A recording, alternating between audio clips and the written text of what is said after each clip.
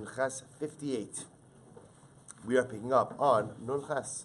So we're picking up actually 2, 4, 6, 7 lines down from the top. Amar Rava. So also remember again, we had the interesting Maisa yesterday, which we're going to continue with today, about the Akum who walked into a Jewish store. Remember again, asked for wine. Storekeeper tells him, no wine. He goes ahead and he sees a bucket of wine, puts his hand in the bucket, sheikh. He agitates the wine with his hand a little bit. The shopkeeper gets upset, dumps the wine into a larger barrel of wine. So the shaila, of course, becomes, what is the status of the wine? So we'll say Rava said that the halacha is that it is totally mutter. Rava said, let me take that back. Rava permitted one to go ahead and sell the wine to Ovdei Kochavim. The Rav Huna's paskin, that one is not permitted to sell the one, is essentially it's treated like yayin nesech. One can't go ahead and get any level of benefit from the wine. Rav Huna confronts Rava. Rav Huna confronts Rava, and I will say ultimately again, Rava says to Rav Huna, not that I made a mistake, you misunderstood my shita, and I said yes, you could sell the barrel of wine, but you must go ahead and take out the value of the bucket. So you have to go ahead, you can sell the barrel of wine, but the value of the bucket of wine must be removed from the final sale, and you have to throw it away. So we'll say, so Rava comes along and says that he actually agreed with Rav Huna. We'll say there's only one problem, which is, that's not true. That's not true. That at least was not, maybe Rava changed his mind, but that was not the initial shita of Rava. The initial shita of Rava was as stated, that Rava allowed you to go ahead and sell this wine and derive benefit from the value of the wine itself. So says the Gemara, so what happened? We're going to try to understand what happened to Shitas Rava. Amar Rava. So Rava says, I'm going to tell you what happened. One time when I went to Pumbedisa, remember again, Rava lived in Mechuzah. That's where this episode occurred. And so he said, one time I went to Pumbedisa, and what happened? Akfan Nachmani Shmaisisa Umasnisa Da'asir.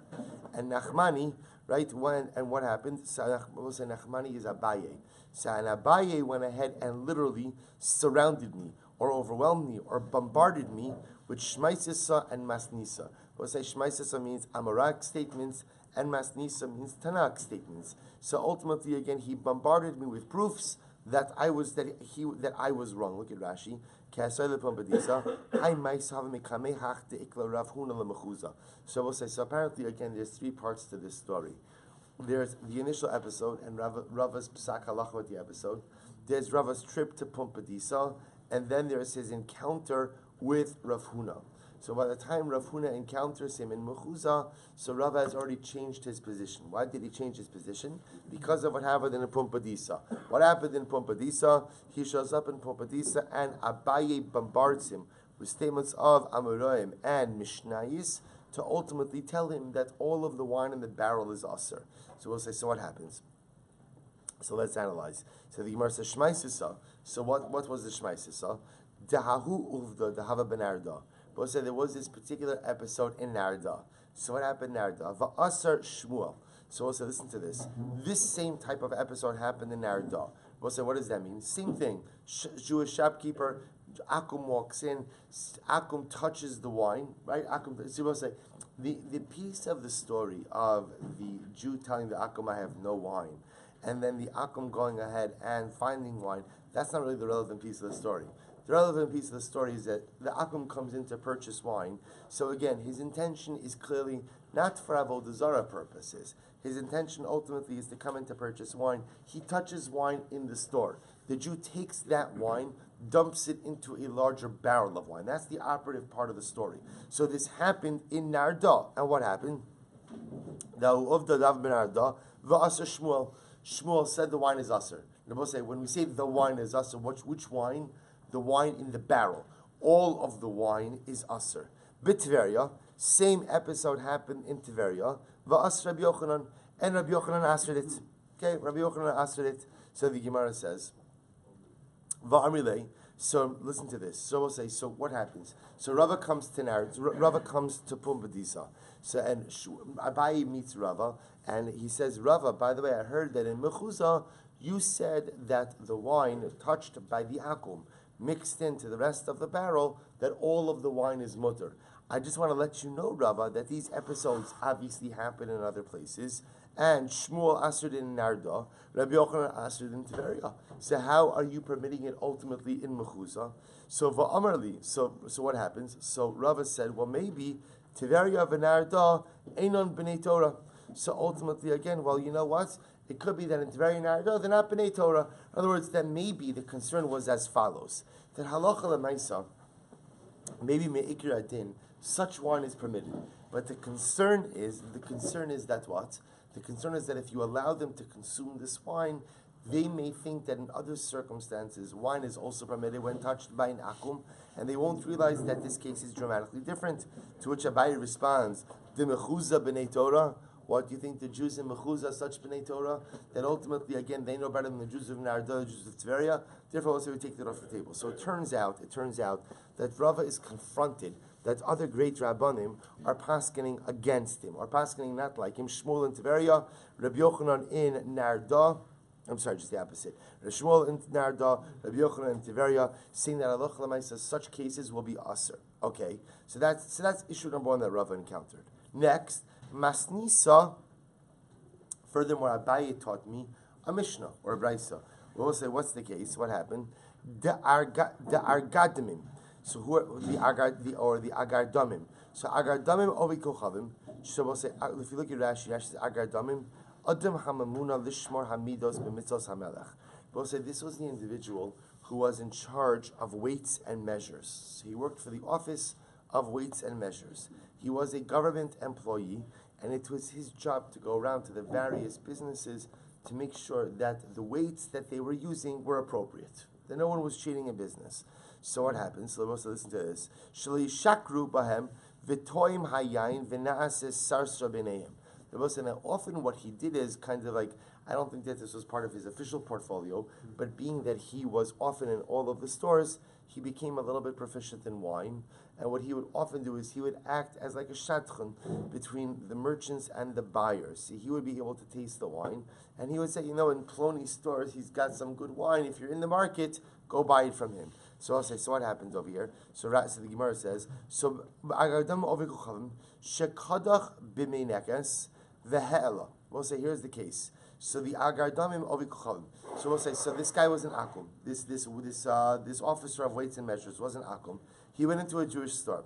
Shekadach b'meinekes also means that he went ahead and literally he broke the seal of the cask, put a straw inside the barrel, v'he'ela, and he tasted some of the wine. O sheta minakos, or for that matter, he took a cup of wine from the barrel, v'chziru l'chavis. And I will say, what did he do? He took a sip, and what did he do? He put the rest back into the barrel. So I'll say, so what? Now what do I do with the wine? So in case number one, he went ahead and he drank with the straw. Case number two, he took some. He took a cup of wine, and he put the rest of the contents back into the barrel. Zehayamaisa. So this actually happened, and what? Va'asruha. And I will say, ultimately, again, they asered the wine. I will say, look at Rashi just a moment. Shekadach b'meinekas, shenakav es mukufas hachavis. He broke the seal of the barrel. B'meinekas. So we'll say, meinekas means a straw. So he says, v'he'elas hayayin derech hameinekas, v'ukana chalul. This is a hollow reed. V'hu kana chalul. Hamotziu ma lehayayin ad pi v'toamo. It's a straw. So as I say, what happens? Vasruah. And the rabbi said the wine is aser. Meaning the wine in the barrel, the remaining wine in the barrel is aser. So my love, bahano. Ultimately, again, do we not mean that the wine is aser bahano? They know it's permitted to get benefits. So lo b'shtia. No, it just means that a Jew can't drink it. Ihachi lisni yimaker. Ultimately, again, if that's the case, it will say that it's only aser b'shtia, but not aser bahano. Then what? Then the Mishnah should, or the Brisa should write, you could sell it. Then you're permitted to sell it. Kediktani seifa. No, the reason we don't have it is because look at the seif. What does the seifa say? Charam oved kochavim. But we'll say there's another interesting follow-up case. Charam oved kochavim. We'll say charam is someone who is crazy, someone who is insane. Charam oved kochavim shahoshet yado lachavis. We'll say, so listen to this. Look at Rashi just a moment. Rashi says charam. We'll say it's 4 lines up from the bottom. Meshuga ubal marivos. We'll say this is actually very interesting. Rashi over here. So Rashi says, charam is a meshuga. Meshuga is someone who's crazy. Bal Marivos means what? Right. Always fighting with everyone. Which I will say tells you something amazing. A quarrelsome person is Meshuggah. Right? So I will say, normal people don't fight with everyone. So we'll say it's amazing because you see some people that are just always looking for a fight, right? People who are just contentious, constantly quarrelsome. That's a sign of a Meshuggah, right? Bal Marivos, always fighting. This is actually a very incredible musar. Means what? A person who acts impetuously, right? Without thought. Or just a reactionary individual. Shabbos says, see that a Meshuggah, right? Amazingly enough, Rashi teaches us not just in halacha, but on a hashkafic level as well. What's a Meshuggah? Bal Marivos, someone who constantly is a quarrelsome person, always fighting, and often acts without forethought. That's a Meshuggah. So we'll say, so listen to this case. The Charam Ovid Kochavim. So we'll say, this guy's a Meshuggah. That was on a basic level again. So this is like a person who's just not well. So he's a Meshuggah. So what happens? He sticks his hand into the barrel of the Jew, into the right. Kisavar shal shemenu. He thinks that he's sticking his hand into a barrel of wine. Oil, thank you. Shal yayin. I will say it turns out that it's wine. I will say this case, by the way, is actually interesting on two levels. Number one, you're talking about someone whose das is perhaps compromised, plus he thinks he's sticking his hand into a barrel of oil and it turns out that it's wine. So I'll say, so what happens? Zeh haya maisa. I will say this was a maisa that actually occurred. Va'amru imacher. And they said, sell the wine. I will say, now what does it mean imacher? Look at Rashi. Dahoil desaver shel shemen haya leka lemigzar shemen eskabe lenasech. So I'll say, ultimately, again, this case, because A, you're dealing with someone who is Meshuggah. Number two, it's clear he thought it was oil. So I'll say, because he thought it was oil, you can't claim that there was any possibility that what? That it was yayin nesach because he didn't know it was wine. Meaning you can't claim that there was any type of libational intent. That's a new one, right? Libational intent. Why I will say? Because at the end of the day, he didn't know it was wine. He thought it was oil. So there's no libational intent. Therefore, Allah Lamaisa, they paskin, you could sell it. So we'll say it's interesting. You can't drink it. Why? Because apparently, any case where there is akum contact with the wine, you're not drinking it. But you can sell it. In other words, I will say, and by selling it, what does that mean? I can get full benefit from it. I can get full hana from it. Just shtia is asr. I just can't drink it. Now look at Rashi. Avakodach b'meinekes diodea diyayinu chayshinan shemenisech la'avodas cham. Now both say, so what do you see over here? You see from here as follows, that halacha l'maisa, any case where there is akum contact, so both say, let's go with what we know. Wherever there is akum contact, I can't drink it. That's number one. If there is unintentional akum contact, I will say unintentional, we could define in a variety of ways, but for our purposes right now, the simplest definition of unintentional is what? I didn't know it was wine. Meaning the akum didn't know it was wine. So if it's unintentional akum contact, I can get full hana. Hana is mutter, therefore I can go ahead and sell it. Now we'll say, now obviously if I'm selling it, who am I selling it to? Right? We're selling it to an akum, another akum. I'm not selling it to a Jew because it's asr b'shtiya. So I'll say, so I can sell to an akum, which means I can get full benefit from this wine. If there is intentional contact, then what Rabbi was saying, even if it's clear, circumstantially clear, right, that there's no yayin nesech issues over here. I will say, because remember again, these cases are commerce related. Nevertheless, if there is intentional contact with wine, the wine becomes asr ba'ana.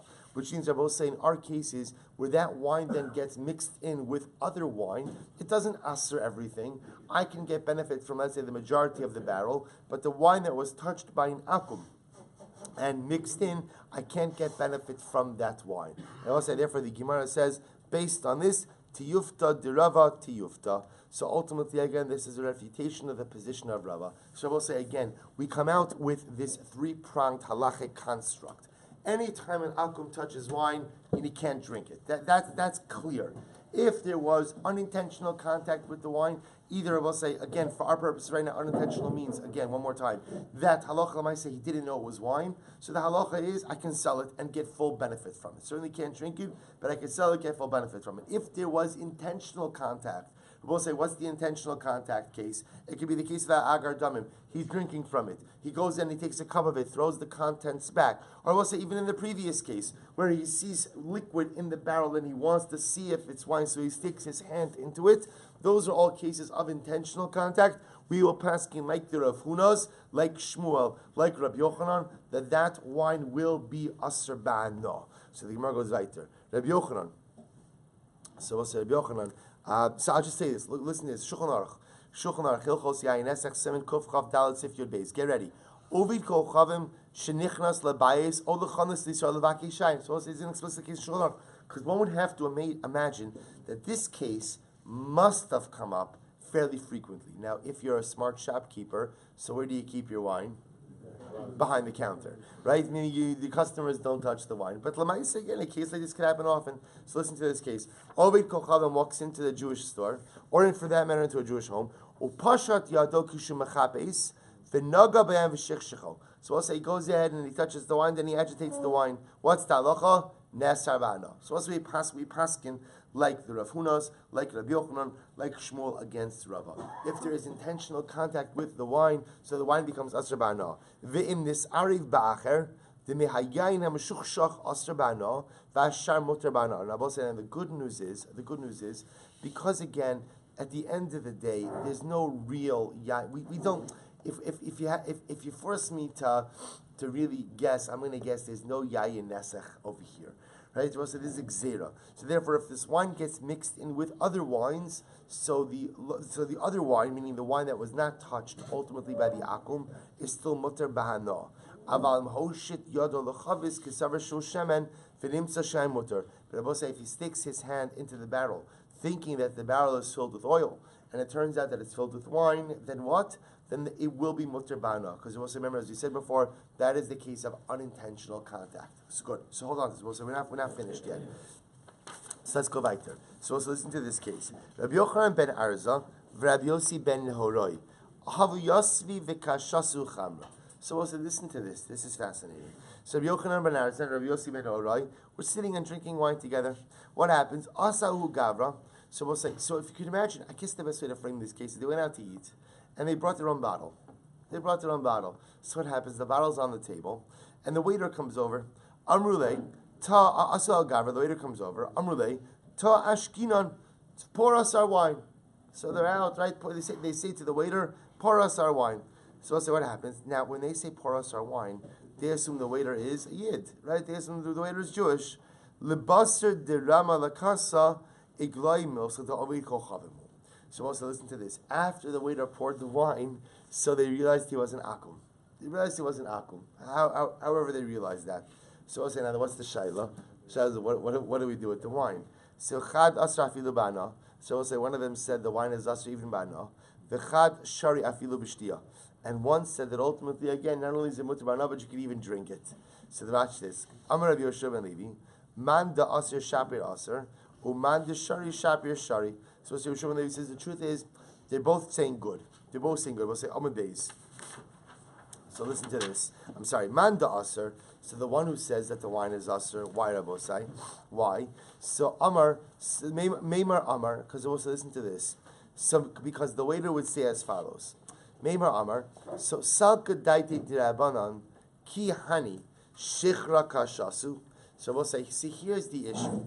The issue is, it was not clear, meaning this, I guess the case over here was, that the bottle itself, it wasn't clear, did it contain wine, or did it contain shichra, did it contain beer? So I was like, which makes sense, in other words, Bapelshus is a regular earthenware bottle, so when the akum lifts it up, it is not immediately clear what the contents of the bottle is. So we'll say, so the Ma'an Dharma who says that the wine is aser, remember again, when he says it's aser, he says aser afilu ba'ano, right, that you can't get even enough from it. So what's his logic? Meimar Amar, because the Akum says as follows: Salkadaite dirabanan kihani, rabbis of this great stature, shichra kashasu. So we'll say rabbis of this great stature would not be drinking beer. right? They wouldn't be drinking beer. They would be drinking wine. Elavadai haichamra. Therefore, it must be that the contents of this bottle are in fact wine. Vinaske. And he certainly had in mind to make it yayin nesach. So we'll say, so therefore, according to the Mandar who says that the wine is certainly usher, so the waiter, when he lifts up the bottle, says to himself, such rabbis of such high esteem are not drinking beer, they must be drinking wine, and therefore we assume he has in mind to render this wine yayin nesach. Look at Rashi Rabbi say, Sakadaiti Dirabanan, second Rashi on the page. Rashivi kihai shasu shechra b'tmiya. Could it be rabbis of this great stature would go ahead and drink beer? Of course not. Alavadai chamru. We'll say it must be wine. V'naskela avodas kochavim. And we'll say we assume that this akum sees an opportunity to what? To go ahead and give these great rabbis avoda Zara wine, and therefore he has in mind when he touches this wine that it should be for his avoda Zara. So the Gemara says, "Va'afagav dumokminan demorik aruke afilu achi chashin demonaga benasach va'ananu deloraminan adaitel mechse debis." Fine. So it says the Gemara following.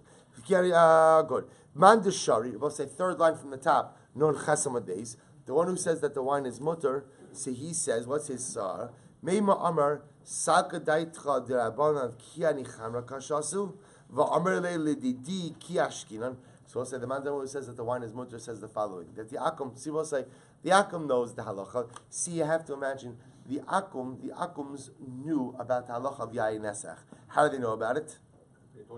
Because Jews aren't letting us touch their wine.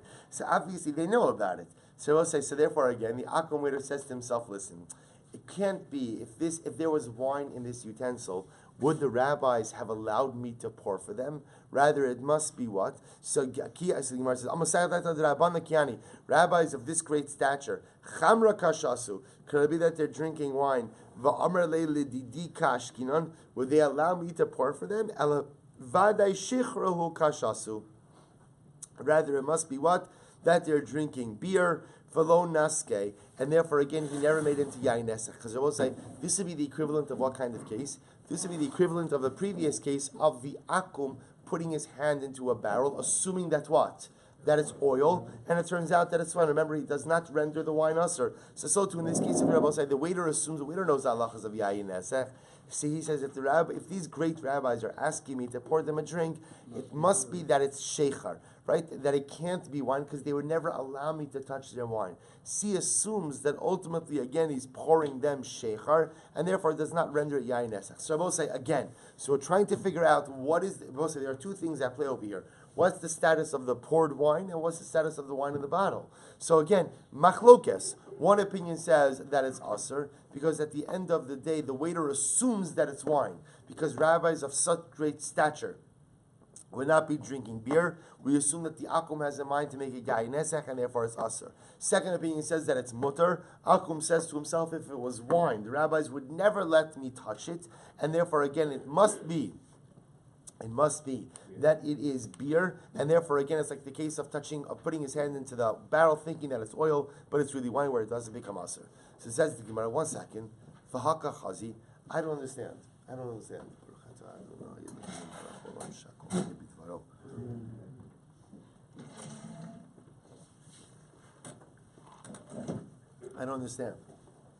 How can you tell me that he doesn't know what the contents of the barrel are? V'haka chazi, doesn't he? But not the barrel. Excuse me, the flask, neither the pitcher. Doesn't he see if it's wine or if it's sheikhar? To which the Gemara answers, balaylo. At the end of the day, it's nighttime. So therefore, again, it's dark. He doesn't see what he's serving. But 1 second, there's a smell, right? The smell of beer is different than the smell of wine. But also, listen to this. Bacharata. This is actually very interesting. So apparently, again, in Talmudic times, new wine, meaning unaged? I guess that's the opposite. Young wine, right? A young wine did not have a scent. Therefore, I couldn't tell with the scent. So the Gemara says, but 1 second. But at the end of the day, he's grabbing hold ultimately again of the pitcher. Look at Rashi just a moment. Says the Gemara,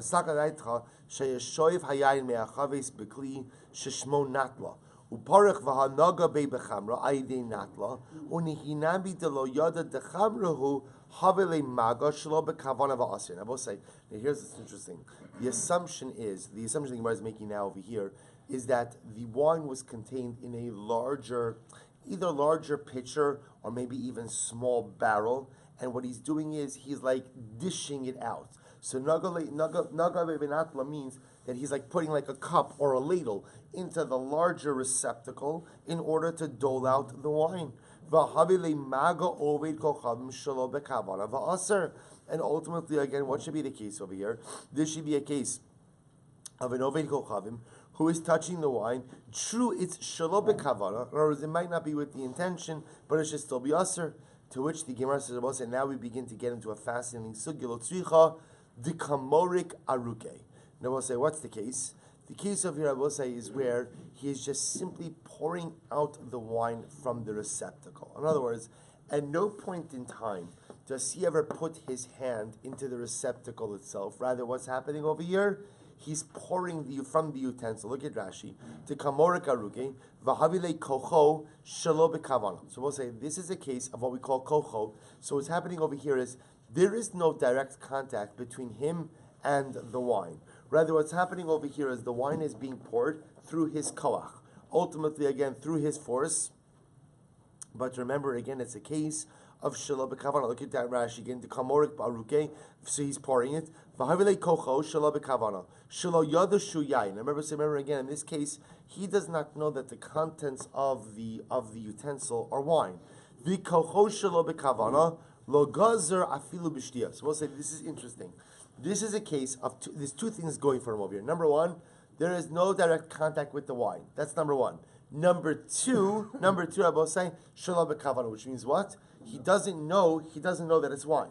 So now when you have those two things going for you, A, he doesn't know that it's wine, B, it's not direct contact. Perhaps in that case, at least one man Damar says, the rabbi said that the wine is mutter. So the Gemara says, and ultimately, again, I will say it's being poured through his koach, in other words, there's no direct contact. The wine is being moved, ultimately, again, through his force, but indirect contact. And I will say any case ultimately again of kocho, where it's his force, it's his koach, but it's individual as well. Say this is a case of he's not directly touching the wine; he's simply pouring the utensil, which houses the wine, and he doesn't even know that there's wine in there. Ultimately, again, lo gazer be'rabbanon. The rabbanon will not gozer in that case, and therefore the wine will be permitted. I will say, in this case. The truth is, we'll wait to do the halacha in this case. Let's do one more case because then we'll bring it all together. So it says the Gemara.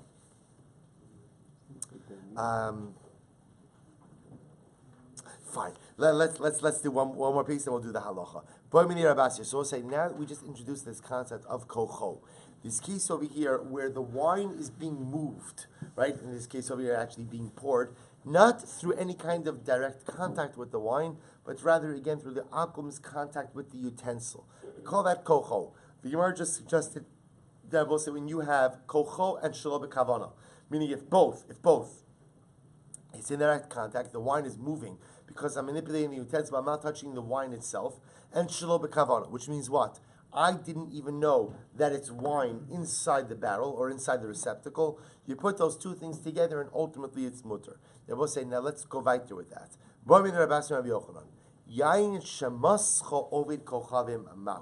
They will say, what about the following case?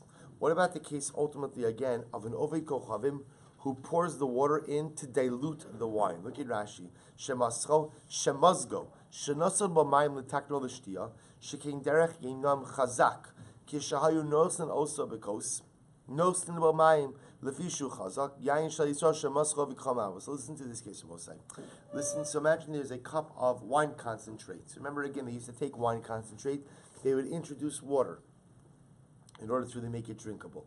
We'll say, what happens if it is the akum who pours the water in for wine dilution purposes? So the akum himself is not touching the wine, but what is he doing? He's pouring the water in to dilute it. So we'll say, what is the halacha? What is the status of that wine? So the Gemara says, Amrle, ve'ima mazgo. So this is actually very interesting. So remember, this is Rabasi asking Rabbi Yochanan. Rabbi Yochanan says to Rabasi, first of all, why are you using the word mascho? Why don't you use the normal word mazgo? So meaning, before I answer your question, I'm asking, why are you talking like that? Right? Why are you talking like that? Right? You got to speak good, right? So I'll say, so at the end of the day, right? So why are you saying mascho? You should say mazgo. Limzog is the word we normally use for dilution. To which Rabasi says, Ana kidichsiv kaimna. I'm using actually the biblical lashon, because we'll say, what's the biblical lashon from Mishlei? Tavcha. She prepares literally her slaughtered food. Mascha yena. She dilutes her wine. So you see again, at least biblically, the word for dilution is mascha. Amrle. So to which Rabbi Yochanan responds, that's fine. Lashon tar liatzma, lashon chachamim liatzma. But say you're right. So Rabbi Yochanan says to Rabasi, that's fine. The Pesukim speak a certain way, but we speak a certain way. We'll say this is not just Rabbi Yochanan being difficult. We'll say this is about Rabbi Yochanan teaching Rabbi Yossi about one has to be precise with their lashonos, right? Because again, it's chachamim hizaru b'divreichem. Precision in the way one speaks, in the way one articulates their ideas, is exceptionally important. So use the proper verbiage. Okay, but let's get back to our shaila. So I'll say, now that we got that out of the way, so what is the halacha? What is the halacha if the akum dilutes the wine?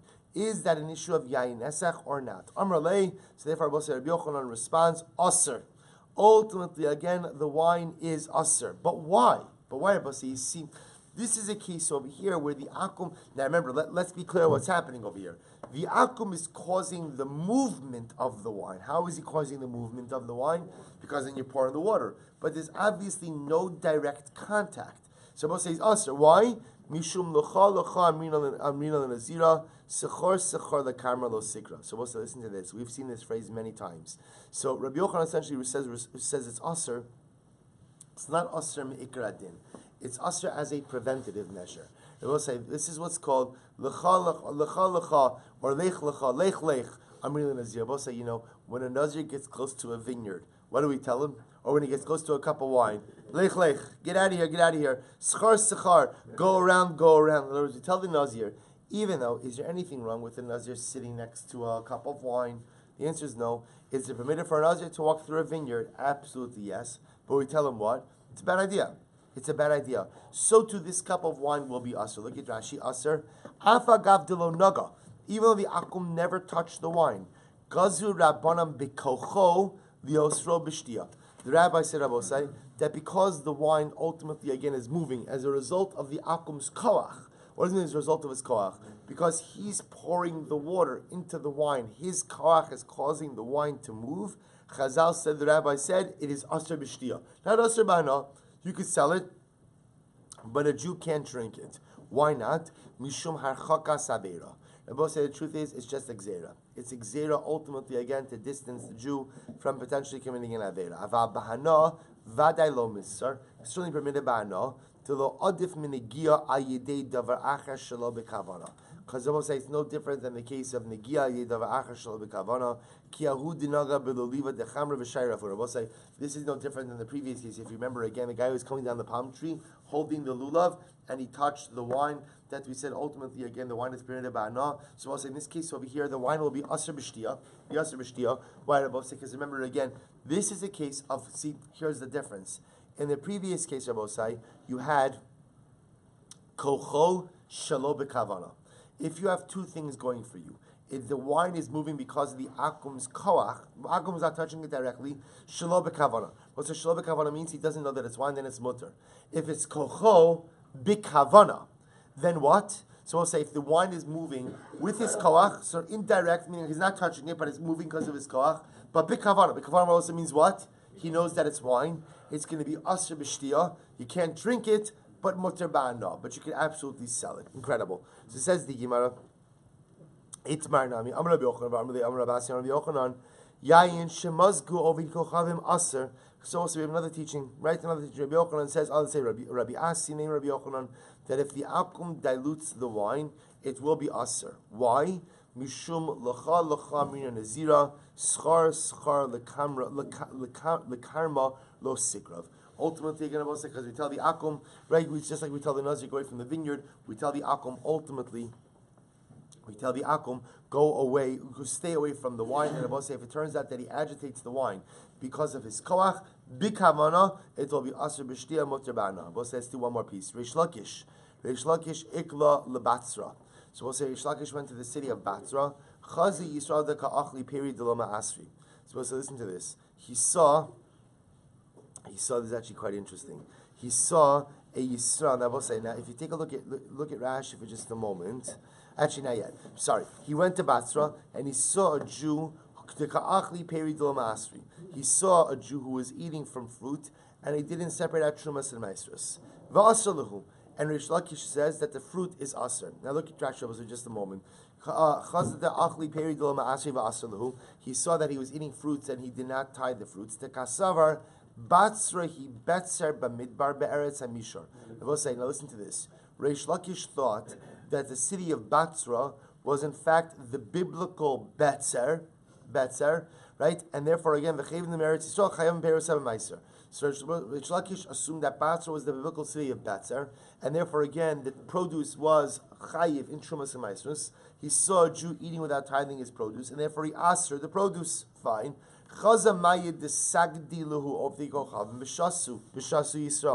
Furthermore, he saw water, we'll say, ultimately again like a fountain that the Akum was going ahead and worshipping, and Yisrael was still drinking from it, and he told the Jews that they're not allowed to drink from this fountain. So he goes to the city of Betzer. You can imagine the resident said, "Thanks for coming." Right? He comes to the city of Betzer. He says to the produce, "You can't eat that produce, that Trumas and Maestros. It's usher, that Trumas and Maestros. And by the way, the water that comes from the fountain is usher because the Akum worshipped it." So Rabbi Lakish comes before Rabbi Yochanan, and Rabbi Yochanan heard about these piskei halacha that Reish Lakish handed down in Betzer, or in Batzra. Amrlei ad kamakturach aloch. Before you take off your coat, zil hadar. You better go back there and reverse your rulings. Why? Betzer lav hainu Batzra. Number one, Batzra is not the biblical city of Betzer. In fact, Batzra is not part of Eretz Yisrael. Therefore, what? The produce is not subject to Trumas and Maestros. Therefore, you better go back and reverse your ruling and tell them that the produce is mutter. Furthermore, umayim sharabim ein nesarin. Furthermore, again, I will say, water that belongs to the public cannot become usher ultimately again through the worship of Avoda Zara. In other words, that an Oved Kochavim does not have the ability to answer public water sources. Top of Nuntes, Dam Rabbi Yochanan, the Gemara says, Rabbi Yochanan Tamei, Dam Rabbi Yochanan, Mishra B'Shem Yosadik, Mayim Sharabim Ein Nesarim. Ultimately, again, water that belongs to the public, I will say, a public water source cannot be made usher through the worship of an individual. I had the Yachin Esar, and is that to say that a water source who belongs to an individual can be made usher? But I don't understand. Water is attached to the ground, I will say. So if water is attached to the ground, should not be like anything else that is mechubar, that we already established cannot be made into Avoda Zara, to which the Gemara says, Lo tzricha de talashinhu gala. Well, so, you can have a situation where, like, again, there's literally, Gemara says, like a wave that becomes detached. So it could be that if you have water, ultimately, again, that flows with such a strong force, that at some point then the wave itself could become detached from the rest of the water. So it could become aser. Avne harshne dalglu ninu. But 1 second, we spoke about that case. Remember we had this a while ago? Avne harshne dildru means that if you have, let's say, a mountain, we spoke about a mountain whose stones became detached through no human intervention. They just came detached on their own. What was the status? And we said that even though they're detached, they're still considered to be part of the mountain, ultimately in Asr. Even if you have a wave, quote unquote, that's detached from the primary body of water, it should still ultimately again be considered mechubar. To which the Gemara says, you're right. Tis time to Rabbi Yochanan damar asuros. Lo tzricha tetavchinu biyadei. What are we talking about? We'll say, when can water become Asr? We'll say, water could become Asr if the Akum goes ahead and draws water for himself, ultimately, and worships that water, then what? Then Einachinami, that water can become Asr. But water, when it's in the primary water source that is used by the Rabbim, ultimately, again, cannot become Asr. Therefore, Rabbi Yochanan sends Reish Lakish back to Batzra. Number one, tell them that the produce is permitted. It doesn't need Trumas and Maestros because Batzra is not Betzar, it's not the biblical Eretz Yisrael. Furthermore, again, the Akum doesn't have the ability to go ahead and Asr a public water source, the most an akum could do Rabbi is what? If he puts water in his hands or he draws water for himself, he can answer that water. But he can't answer any kind of water that ultimately again belongs to the Havah. So we'll say, let me just close out two pieces of halacha. We'll step over here in the Gemara. But just to close out the halacha l'maisa on two things. So what do we do about the case where the akum dilutes the wine? So we'll say ovid kochavim shezarak mayim l'soch hayayin. If an ovid kochavim dilutes the wine, right? He pours the water into the wine. Mutter afilu b'shtiya. So we'll say ultimately again it's mutter. You can even drink it. Really? The Gemara seems to say you can't drink it. V'hu she'eno mechavin l'mazgo. We'll say that's the case where what? His intention wasn't to dilute the wine. Kigon shezarak mayim l'chavis gedola o l'kos lo yadushu yain. And we'll say that's a case where he threw water into a barrel without realizing that what? That there was wine in the barrel. Aval mechavi limzog aser b'shtiya. We'll say ultimately again, if he has in mind ultimately to dilute the wine, then what? Then it will indeed be aser b'shtiya. It will indeed ultimately again be aser. So what we begin to see is as follows. We begin to see our principles. So remember, what are we seeing? We're seeing that any time an Oved Kochavim moves wine, even though it's through kocho, it's not direct contact, it's indirect contact. So what's the status of Osai? So it depends. If he has kavana, ultimately again for his actions, then the wine will be asr b'shtiya, but mutter ba'ana. If he has no intention, right, if he doesn't have kavana, then ultimately again that's kocho shelo b'kavana. Kocho shelo b'kavana Osai is what? Is mutter. So Osai, so again, kocho b'kavana, if he has in mind to move the wine, again he's not directly touching it, it's through his koach, such wine will be asr b'shtiya, mutter ba'ana. If it's kocho, that's kocho b'kavana. Kocho shelo b'kavana, the say he moves the wine ultimately again without kavana. He doesn't know that it's wine. Then what? It's mutter afilu b'shtiya, which Rabbi say leads us ultimately again to one final statement in the Shulchan Aruch. Maga ovid kochavim. So we'll say so leaving aside kocho in general. Maga ovid kochavim le'esrar bana tzarech shlosha tanan. We'll say Shulchan Aruch says in order for an akum to aser wine bana, right, through touching the wine, we require three conditions. Thank you. Number one, echad sheis kavin liga. Number one, the akum has to have intention to touch the wine, right? Lafuke tinok shenagad lo bar kavanahu lafuke nafal labar va'alam. Fine. So number one, there has to be intention. Number two, sheni sheyedushu yain. He has to know that it's wine, right? As opposed to I will say what the case of touching something and not realizing that it was wine. Right, so that again will make it asr b'shtiya b'nat ba'ana. And number three, shelo yehi osik b'davar acher. That will say it can't be that he was osik b'davar acher. In other words, that he thought he was doing A, but it turns out that he touched the wine. So we'll say, so therefore again, you need these three conditions in order to go ahead and make the wine asr ba'ana. Number one, that ultimately he has intention to touch the wine. Number two, that he knows that it's wine. And number three, it's not what's called misasek. He's not involved in another action that ultimately leads him to go ahead and touch the wine. So we'll say if you have these three conditions, ultimately again the wine is asr ba'ana. Lacking any one of these three conditions, it appears that what? The wine will be asr b'shtiya, but mutter ba'ana. In the case of kocho, which Rabbi means indirect contact with the wine, which means he's not touching it directly, but it's his force that is causing the wine to be agitated and move. So again, if it's kocho b'kavana, then it's going to be asr b'shtiya. If it's kocho shelo b'kavana, it will even be mutter b'shtiya. Right, so we'll stop over here.